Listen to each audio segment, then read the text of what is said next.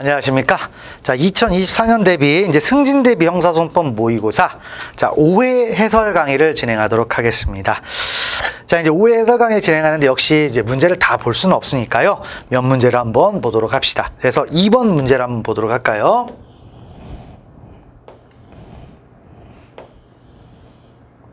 자, 그래서 우리 2번 문제 보면은 형사소송의 이념에는 뭐가 있어요? 실체 진실의 발견, 그다음에 뭐죠? 적정 절차, 그다음에 신속한 재판, 이렇게 세 가지가 있는데, 자, 그 신속한 재판은 이제 부당히 지연되지 않은 재판을 말합니다. 그래서 있는데 1번부터 그래서 들어가 보시면은 형사소송법의 규정에 따르면 검사는 수사의 신속한 종결을 위해서 피의자가 체포 또는 구속된 날로부터 30일 이내에 공소장을 제출해야 한다. 막 그럴싸하게 써 있잖아요. 근데 우리 형사소송법 백날 여기 찾아봐도 이런 규정은 존재하지 않습니다. 그래서 1번이 틀렸죠. 그러니까 공소 제기를 언제까지 해야 된다, 그런 규정은 법에 써 있지 않습니다. 그래서 그 부분을 보시면 되겠고요. 그 다음에 2번 가보면 형사 피고인 헌법에 의해 신속한 재판을 받을 권리를 보장받고 있다. 그래서 헌법에 규정이 있습니다. 27조 아마 3항쯤 될 것 같아요. 있고요.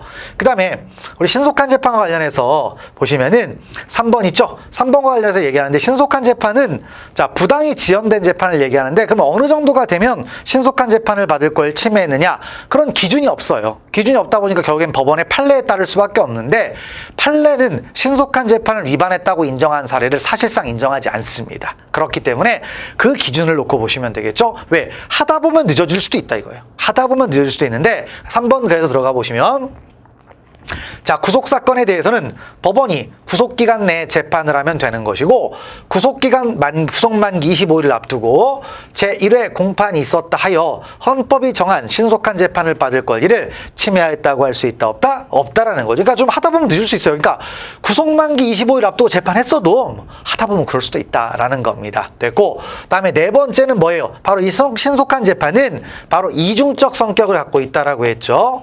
자, 그래서 이중적 성격은 피고인의 이익이고, 그 다음에 공공의 이익, 이걸 따지는 거였습니다. 그래서 1번이 틀렸다라는 걸 알아주시고요. 넘어가시면 되겠습니다. 자, 그 다음에 또 문제 5번 한번 보겠습니다. 자, 5번 보면은 변호인에 대한 설명으로 적절하지 않은 것 있네요. 첫 번째. 자, 그럼 변호인 등장하죠. 변호인이 있는데, 그럼 변호인과 관련해서 변호인이 되려는 자의 접견 교통권은 피의자 등이 가지는 변호인이 되려는 자의 조력을 받을 권리가 실질적으로 확보되기 위하여 뭐가 된다? 헌법상 기본권으로 보장된다. 그래서 변호인이 되려는 자의 접견 교통권도 헌법상 기본권으로 인정을 했다는 거예요. 상당히 의미가 있는 판례죠. 그래서 중요한 판례입니다. 됐고, 두 번째로 가보겠습니다. 자, 일단 변호인 선임의 효력과 관련된 얘기인데요. 변호인 선임의 효력은 원칙은 심급마다 효력이 있습니다. 심급 대리가 원칙이죠.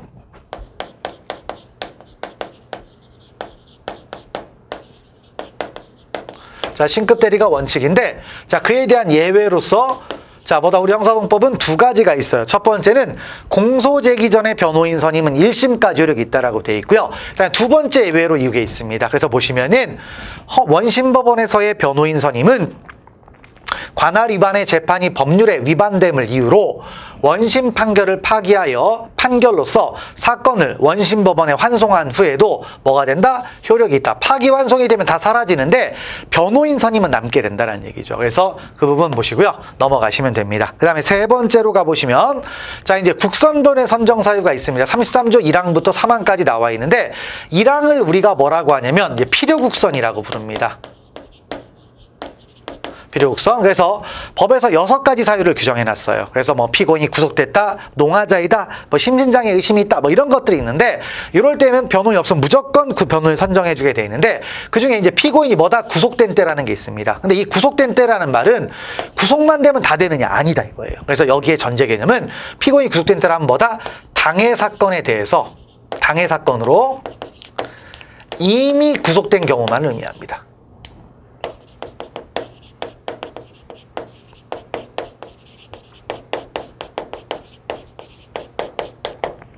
누구만 의미한다? 당해 사건으로 이미 구속된 경우만 의미한다라는 거죠. 그러니까 별건 안 되고 그다음에 이미 뭐 다른 사건에서 유죄로 수용 중 이런 거 안 된다 이거죠. 그래서 3번이 틀렸습니다. 넘어가시고요. 4번 가보시면 공판 절차가 아닌 재심 개시 결정 전이죠. 그러니까 왜냐하면 재심 심판 절차 내지는 재심 공판 절차라고 불리는데 거기는 필요적 변호사건이에요. 근데 자 뭐다 여기까지죠. 재심 개시 결정 전 절차는 이걸 줄여서 재심 개시 절차죠. 자, 재심 개시 절차는 필요적 변호사건이 아닙니다.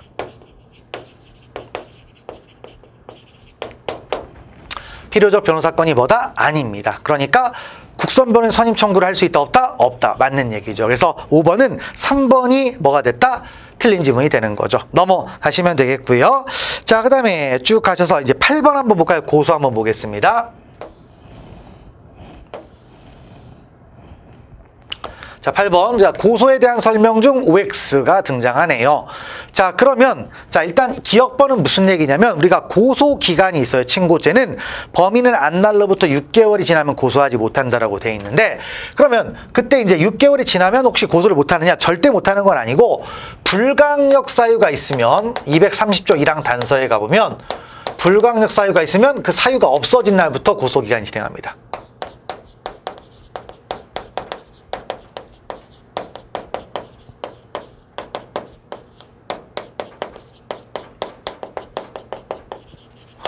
진행을 해요. 자, 근데 그 불강력 사유를 인정했던 사례가 지금까지 몇 건 있냐? 딱 한 건 있어요. 그래서 그거에 관한 문장인데, 자, 읽어봅시다. 범죄 당시 고소 능력이 없던 피해자가 그 후에 비로소 고소 능력이 생겼다면 고소 기간은 고소 능력이 생긴 때로부터 기산되는 데서 요 사건입니다. 그래서 맞는 얘기죠. 그래서 실제 이런 거예요. 11살 때 범죄 피해를 당하고 그다음에 피해자가 성년이 되자마자 고소를 했어요. 그러면 거의 9년, 10년 만에 고소를 한 건데 이걸 수사기관이 받아주거든요. 그럼 법원도 받아주는데 그럴 때 이렇게 말한 거예요. 그래서 미성년 기간 고소능력이 없었다고 봤는데 실제 고소능력이 있어요. 있는데 논리적으로 만들었다는 겁니다. 그래서 자, 기억번 맞고요. 그다음 니은번 보시면은 형사소송법상 고소의 대리는 허용되나 고소의 취소는 허용되지 않는데 236조에 가보면 고소 또는 그 취소는 대리가 가능합니다.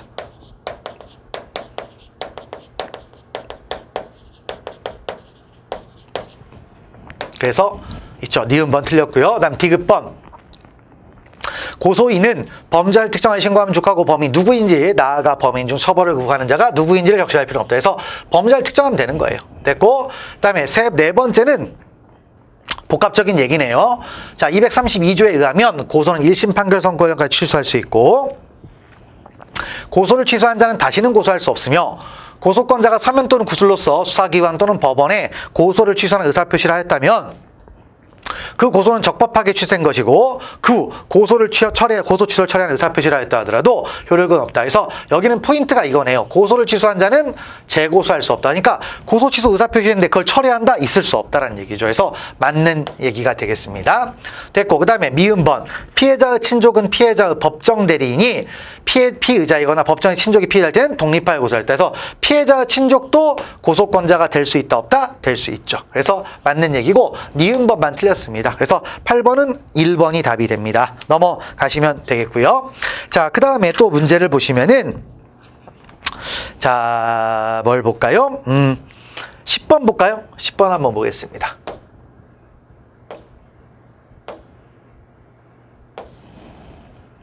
10번, 자, 수사 절차에 대한 설명 적절하지 않은 거 있네요. 자, 뭐 조문 얘기인데 한번 봅시다. 검사 또는 사법경찰관은 조사에 상당한 시간이 소요되는 경우에는 자, 휴식을 줘야 되겠죠? 그랬더니 어떻게 된다? 2시간마다 10분 이상의 휴식. 요걸 하는 거죠. 그래서 맞고요. 두 번째는 검사 또는 사법경찰관은 피의자가 조사 장소에 쭉 해가지고 나와 있는데 이거는 이제 수사과정 기록제도죠. 있고요. 다음 세 번째는 원칙은 뭐다? 의무수사하고 공제수사는 법률에 규정이 있다. 있고요. 다음 4번. 사법경찰관은 자, 보안소수사 수사 요구가 있는 때에는 정당한 이유가 없는 한 지체 없이 일을 이행하면 충분하고 결과를 통보할 필요가 없다니 이행했으면 통보를 해야죠. 의무가 있다라는 거죠. 당연한 얘기죠. 그래서 답은 별거 없다. 그래서 됐고 넘어가시면 되겠습니다. 자, 그리고 14번 한번 보겠습니다.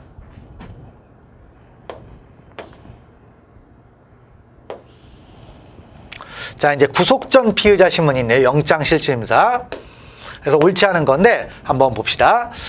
자, 판사는 구속 여부를 판단하기 위하여 필요한 사항에 관하여 신속하게 간결하게 신문하려며 피의자의 교우관계 등 개인적인 상황에 신문할 수 없느냐? 신문할 수 있습니다. 자, 무슨 얘기냐면 어떤 이해관계인들이 들어왔는데 그 사람들 신문할 수도 있거든요. 근데 신문할 때 피의자의 교우관계 다 따져보는 거죠. 왜냐? 이걸 구속 사유가 있는지 없는지를 판단하는데, 자, 이제 교우관계 쭉 따져보면 이 사람 도망갈 수도 있다, 증거인멸의 우려가 있다, 판단할 수 있잖아요. 그래서 14번, 일단 1번 틀렸다라는 거고요. 마저 계속 읽어봅시다. 그리고 피의자 신문에 참여할 변호인이 있습니다. 그러면 변호인은 피의자를 조력하는 사람이니까 뭘 할 수가 있어야 됩니까? 열람할 수 있죠. 열람 등사건이 있어요. 근데 문제는 수사는 비공개죠. 비공개다 보니까 열람을 하게 되면 필연적으로 뭐다? 수사 기밀이 누설될 염려가 있어요. 그래서 열람할 수는 있는데 판사는 이제 뭐다? 검사가 의견 제시를 했고 그게 타당하다고 판단되면은 자, 뭐다? 서류의 전부 또는 일부의 열람을 뭐 할 수가 있다? 제한할 수가 있어요. 그런데 그럼에도 불구하고 절대로 제한할 수 없는 게 있습니다. 뭐다? 구속영장 청구서 제외. 그래서 뭐다? 구속영장 청구서는 무조건 열람해 주는 겁니다. 그래서 맞는 얘기가 되겠고요. 다음 세 번째. 피의자가 출석을 거부하거나 질병, 기타 부득이한 사유로 법원에 출석할 수 없는 때에는 경찰서에서 피의자에 대한 구조조정 신문을 할 수 있다. 그래서 우리가 법정에서 하는 게 원칙이지만 꼭 법정에서만 해야 되냐? 그런 건 아니죠. 그래서 3번 맞고요. 그 다음에 4번. 자, 신문 나왔으니까 공개하지 않죠. 하지만 이해관계인의 방청은 허가할 수가 있습니다. 그래서 1번이 틀렸다. 넘어가시면 되겠습니다. 자, 됐고. 그 다음에 또 넘어가셔서 우리 18번 한번 가보겠습니다.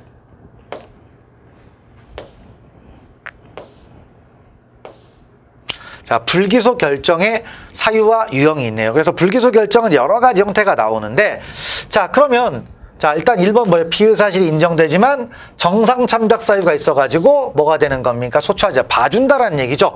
우리가 봐준 때는 이런 말을 쓰지 않고 이런 말을 쓰죠. 기소유예를 합니다.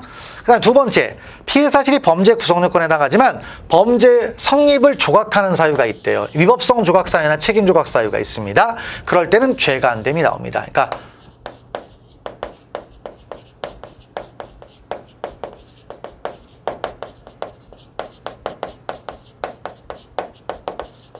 자, 위법성 조각 사유나 책임 조각 사유죠. 그래서 자, 2번 맞는 얘기가 되겠고요. 3번 피의사실이 인정되고 수사기관의 추적을 받고 있지만 행방이 묘연해 당장 기소하기 어렵습니다. 그러니까 소재 불명이 됐다는 얘기죠. 그럴 땐 기소유예가 아니고 기소 중지라는 말을 쓰긴 씁니다. 일단 있고요. 그 다음에 자, 뭐다? 범죄 행위 시 처벌되는 행위가 범죄 후 법령 개표로 폐지가 됐습니다. 그럼 이거 재판 들어간 면소거든요. 면소는 소송 조건입니다. 그래서 혐의 없음이 아니라 공소권 없음으로 갑니다. 자, 그래서 2번이 틀렸다. 넘어가시면 되겠습니다. 자, 그 다음에 21번 보겠습니다. 자, 공소장 일본주의가 있네요. 자, 공소장 일본주의는 뭐죠? 검사가 공소를 제기할 때는 공소장 하나만 내고 법원의 예단을 생기할 수 있는 서류의 첨부 인용을 금지하는 거죠. 물론 해석상 여사기재 금지까지 포함을 하긴 하지만 그런 얘기라고 할 수가 있습니다. 자, 그래서 보시면은 요 부분이죠. 이게 조문입니다. 근데 공소장 일본주의는 중요한 건 법률에 규정이 없어요. 없고 규칙 있죠. 형사소송 규칙 118조 2항에 있죠.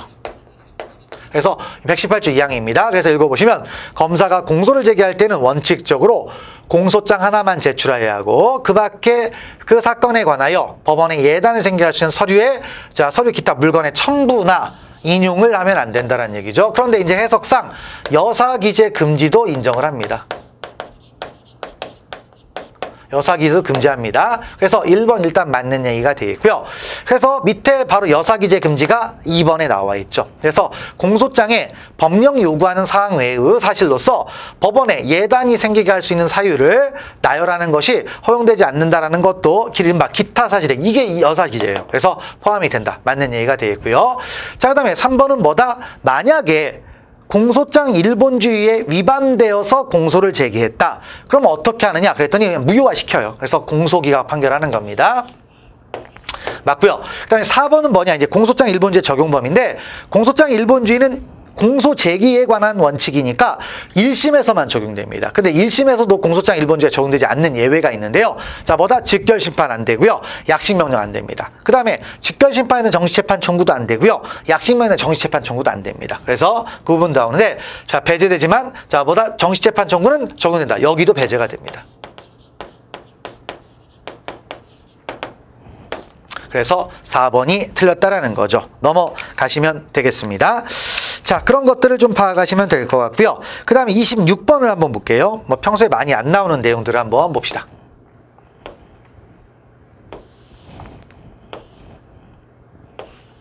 자, 26번을 보시면은 형사 절차상 피해자의 권리에 대한 설명이네요.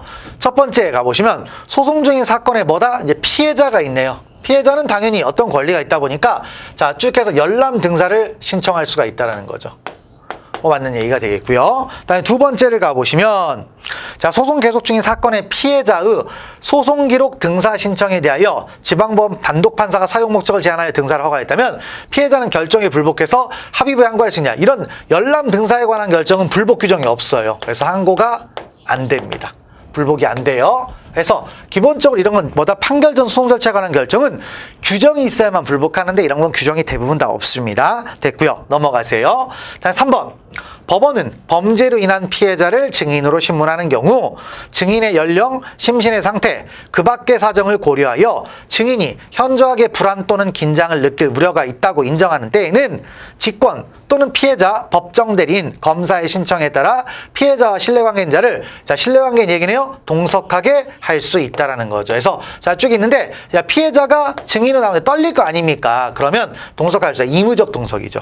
피해자 원칙은 의무적 동석이다. 이런 얘기입니다. 됐고 네 번째 가보시면 법원에서 비디오 등 중계장치에 의한 중계시설을 통하여 범죄 피해자를 증인으로 신문할 때 중계장치를 통하여 증인이 피고인을 대면하거나 피고인이 증인을 대면하는 것이 증인의 보호를 위하여 상당하지 않다고 인정되는 경우 재판장은 검사, 변호인의 의견을 들어 증인 또는 피고인이 상대방을 영상으로 인식할 수 있는 장치의 작동을 중지시킬 수도 있다. 자, 이런 얘기죠. 그래서 뭐 쭉 해가지고 보시는데 어떤 얘기입니까? 상당하지 않다. 이런 얘기예요. 그러면 뭐다 끊을 수도 있다는 얘기죠. 그래서 기본 흐름 조문들이니까 잘 보시면 될 것 같고요. 넘어가시면 되겠습니다. 자, 그 다음에 28번 한번 봅시다. 자, 증거재판주의네요. 증거재판주의는 뭐죠? 사실의 인정은 증거에 의하여 한다죠.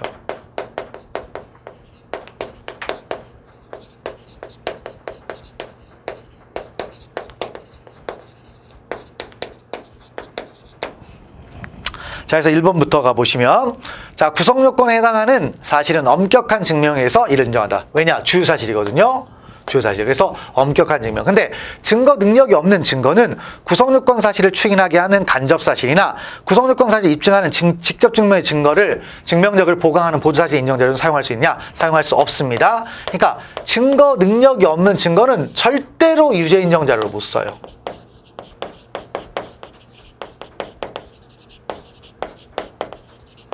이걸 표현한 겁니다. 그래서 1번 일단 뒷부분이 틀렸다라는 걸 보시고요. 그 다음에 2번 법원은 범죄의 구성요건이나 법률상 규정된 형의 가중, 감면의 사유가 되는 경우를 제외하고는 법률이 규정한 증거로서의 자격이나 증거조사 방식에 구애됨이 없이 자, 뭐다 상당한 방법 증거조사에서 양형의 조건인데 양형의 조건은 간단하게 하는 거거든요. 그러니까 이런 것들은 구애됨이 없이 간단하게 한다는 얘기입니다. 뭐 일종의 자유로운 증명 같은 표현이라고 볼 수가 있겠죠. 자, 그다음에 세 번째로 가보면 자, 공연히 사실을 적시하여 사람의 명예를 훼손한 행위가 형법 310조의 규정에 따라서 위법성이 조각되어 처벌 대상이 되지 않기 위하여는 뭐 쭉 해가지고 나와 있는데 자, 이 310조는 뭡니까? 이 거증 책임 전환 규정이죠. 그래서 자, 누가 입증해야 된다? 행위자가 증명하는 거죠. 검사 아닙니다. 그런데 이것을 피고인이 입증하기가 쉽지가 않아요. 그래서 무슨 증명? 자유로운 증명하라고 했죠. 그래서 뒷부분 읽어보시면 그 증명은 유죄의 인정에 있어서 요구되는 것과 같이 법관으로 하여금 의심할 여지가 없을 정도의 확신을 가지게 하는 증명력을 가진 엄격한 증거여야 하는 것은 아니다. 맞는 얘기가 되겠죠. 자, 그다음 네 번째는 우리 탄핵 증거가 있죠. 이 탄핵 증거는 뭡니까? 자, 진술의 증명력을 다투기 위한 증거죠.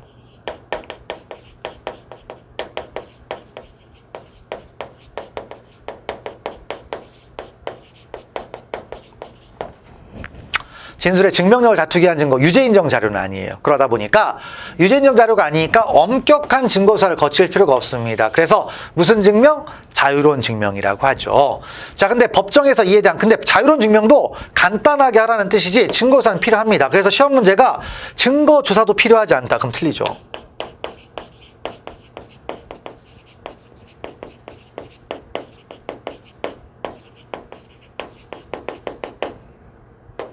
틀립니다. 그래서 잘 기억하시면 되겠죠. 자, 그래서 뭐가 됐습니까? 증거재판 1번 일단 틀렸다라는 거고요. 자, 그다음에 위법 수입 증거 배제 조치 한번 봅시다. 30번. 자, 우리 위법 수집 증거 배제 법칙, 이제 옳지 않은 것 있네요. 첫 번째부터. 자, 사인이 위법하게 수집한 증거에 대해서는 효과적인 형사소추, 및 형사소송의 질발, 공익과 이익 형량, 비교 형량하는 건데, 자, 결국엔, 자, 사인의 위증도 결국엔 공익과 사익을 따지는 거죠. 이익 형량을 하는 겁니다. 이거예요. 뭐든지 다 이익 형량을 가지고 따지는 거죠. 자, 그 다음에 2번 보시면 악과 같은 대화가 아닌 사람의 목소리를 녹음하거나 청취하는 행위가 개인의 사생활의 비밀과 자유 또는 인격권을 중대하게 침해하여 사회통념상 허용되는 한도를 벗어난 것이 아니라면 위와 같은 목소리를 들었다는 진술, 형사절차에서 증거로 사용할 수 있다 없다? 있다라는 거죠. 뭐냐?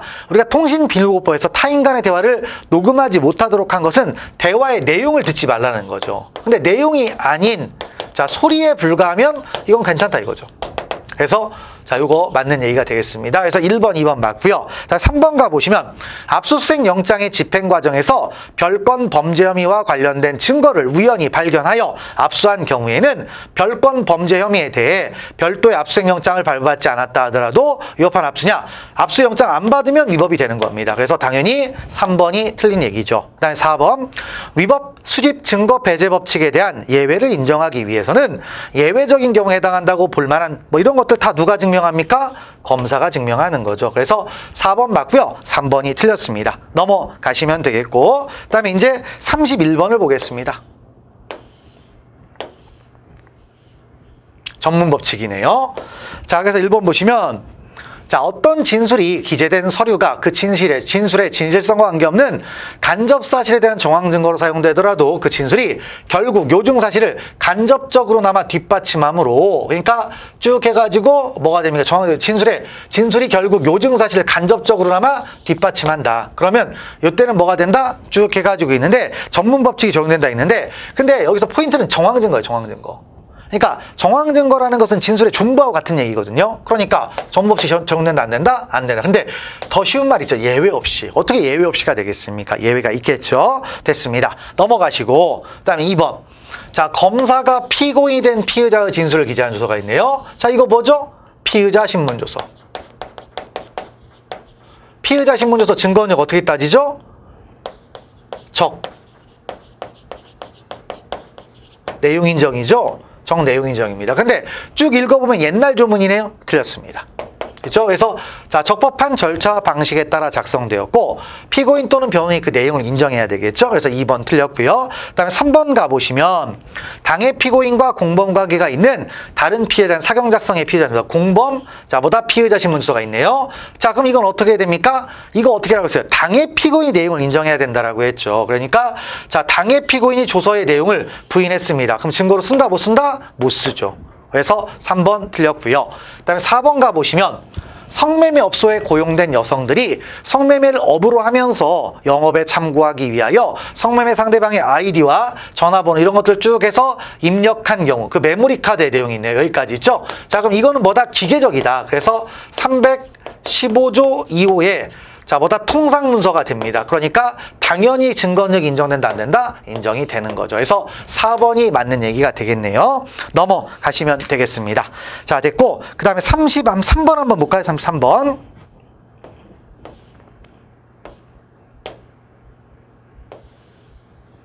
자, 33번 증거 동의에 대한 설명 옳지 않은 거 있네요. 첫 번째, 피고인이 증거로 함에 동의하지 아니한다고 명시적인 의사표시를 한 경우 이외에는 변호인은 피고인을 대리하여 증거동의를 할 수 있다. 그래서 피고인의 명시한 의사에 반하지 않는 한 증거동의를 할 수 있었죠. 그래서 됐고요. 두 번째, 피고인이 변호인과 함께 출석한 공판 조서 기일의 종판 조서에 검사가 제출한 증거에 대해서 동의한다는 기재가 되어 있다면 이는 피고인이 증거동의를 한 것으로 봐야 되겠고, 그다음에 증거동의는 절차입니다. 절차. 그러니까 뭐다? 써 있어요. 기재가 돼 있으면 써져 있는 대로 믿자. 그래서 공판조서에 절대적 증명력까지 있습니다. 됐고, 세 번째로 가보시면은 증거동의는 반대신문과 관계있는 증거를 대상으로 하는 것이므로 모든 전문 증거는 증거동의의 대상이 될 수 있지만 물건은 증거동의 대상이 될 수 없느냐? 아닙니다. 그래서 진술하고 서류 또는 물건이라고 돼 있어요. 그러니까 물건도 증거동의의 대상이 됩니까? 안 됩니까? 되죠. 그래서 틀렸습니다. 그래서 3번이 틀렸고요. 다음 4번. 증거동의 의사표시는 증거조사가 완료되기 전까지 취소 또는 처리할 수 있죠. 증거조사 완료 전. 그렇죠? 그다음에 있으나 일단 증거조사가 완료된 뒤에는 증거동의 의사표시에 취소 또는 처리가 인정되지 않는다. 맞는 얘기가 되겠죠. 그래서 3번이 틀렸습니다. 넘어가시면 되겠고요. 자, 36번을 한번 보겠습니다. 자, 36번. 일부 상소.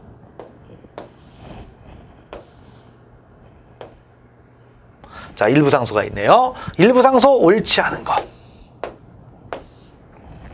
자, 그럼 처음부터 보시면 우리가 일부 상소라는 건 뭐냐면 재판의 일부에 대한 상소인데 일부 상소가 되는 것은 일단 경합범입니다. 그러니까 이 재판의 일부라고 해서 무조건 되는 건 아니죠. 경합범. 그 다음에 두 번째는 뭐가 있어야 돼요? 주문의 분할 가능성이 있어야만 일부 상소를 할 수 있죠. 이 두 가지가 필요한 거죠. 자, 그럼 그걸 놓고 이제 1번부터 제1심이 단순일죄의 관계에 있는 공사실의 일부에 대하여 유죄로 인정한 경우에 피고인만이 항소하여도 그 항소는 뭐가 된다? 단순일죄니까 나눠지지가 않죠. 그러니까 일죄 전부에 미쳐서 전부 상소가 된다는 거죠. 자, 그다음에 두 번째, 포괄일죄의 일부만이 유죄로 인정된 경우 그 유죄 부분에 대하여 피고인만이 상고하였을 뿐 무죄나 공소기각으로 판단된 부분에 대하여 검사가 상고를 하지 않았다면, 근데 이제 원래는 포괄일죄의 일부만이 유죄로 인정이 됐고 피고인만 뭐 있어요? 피고인만 상고하고 그다음 검사가 상고를 하지 않았다라는 겁니다. 그러면 이렇게 되면 논리적으로 따지면 전부 상소예요. 그런데 문제는 상소 불가분의 원칙에 의해서 유죄 이외의 부분도 상고심에 이심되긴 한다. 형식적인 이심이 돼요. 그런데 문제는 사실상 심판 대상에서 이탈한다. 그러니까 검사가 안 건드렸잖아요. 그러면 이 부분은 뭐가 된다? 판단할 수 없게 됩니다. 이걸 뭐라고 하냐면 자, 이론적으로 공방 대상론이라는 말을 씁니다. 그래서 맞는 얘기입니다. 넘어가시면 되겠고요. 3번 가보겠습니다. 그래서 3번 보시면 필요적 몰수 또는 추징 요건에 해당하는 사건에서 몰수 또는 추징에 관한 부분만을 불복대상으로 상소를 제기했습니다. 그러면 이거는 불가분적 관련성이 있죠? 그러니까 뭐가 된다? 전부 상소가 됩니다. 그래서 3번 틀렸고요. 그 다음에 4번. 포괄일죄의 관계에 있는 공사실 일부에 대해서만 유죄를 인정하고 나머지는 무죄가 선고되어 검사는 위 무죄 부분에 대해서 불복상고하고 피고인 유죄 부분에서 상고하지 않았습니다. 그럼 어떻게 됩니까? 포괄일죄니까 그러면 피고인이 한 게 아니라 검사가 했잖아요. 그러면 그냥 전부 상소입니다. 그래서 이건 이제 편면적 공방대상론이라고 하는데 어쨌든 이건 전부 상소다.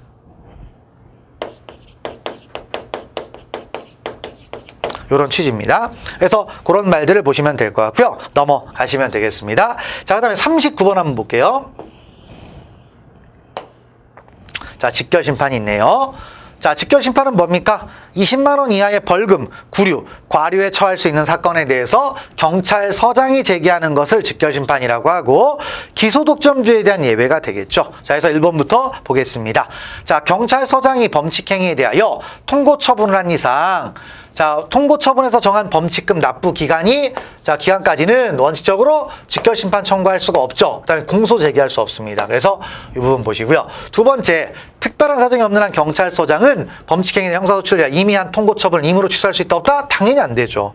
행정행위를 했으니까 안 된다라는 거죠. 됐고, 세 번째, 판사는 구류의 선고를 받은 피고인이 도망할 염려가 있는 때에는 며칠? 5일. 그래서 유치명령을 할 수가 있죠. 여기까지 있죠?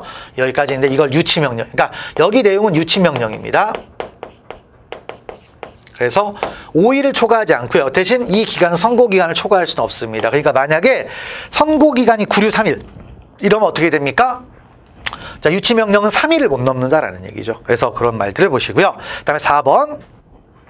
즉결심판의 청구와 동시에 판사에게 증거서류 및 증거물을 제출하도록 한 것은 즉결심판이 범증이 자, 명백하고 죄질이 경미한 범죄 사건을 신속 적정하게 심판하기 위한 입법적 고려에서 자, 공소장 일본주의가 뭐다? 배제가 되도록 한 거라는 겁니다. 그러니까 공소장 일본주의가 적용되지 않는 거죠. 그래서 3번이 뭐다? 틀린 문제가 되겠습니다. 그래서 그런 말들을 파악을 하시면 되겠죠. 넘어가시면 되겠습니다. 뭐 특별한 말 없고요. 넘기시면 되겠습니다. 그래서 요 정도까지. 그래서 자, 뭐다? 이제 뭐가 됩니까? 이제 5회죠. 형사소송법 실전 모의고사 5회에 관한 해설을 쭉 봤습니다. 물론 여기서 이제 좀 까다로운 내용이 있다. 그럼 여러분들이 또 확인을 해 나가시면 될 것 같습니다. 자, 이렇게 해서 자, 경찰 승진 모의고사 실전 모의고사 5회에 관한 해설을 마무리를 짓도록 하겠습니다. 자, 수고하셨습니다.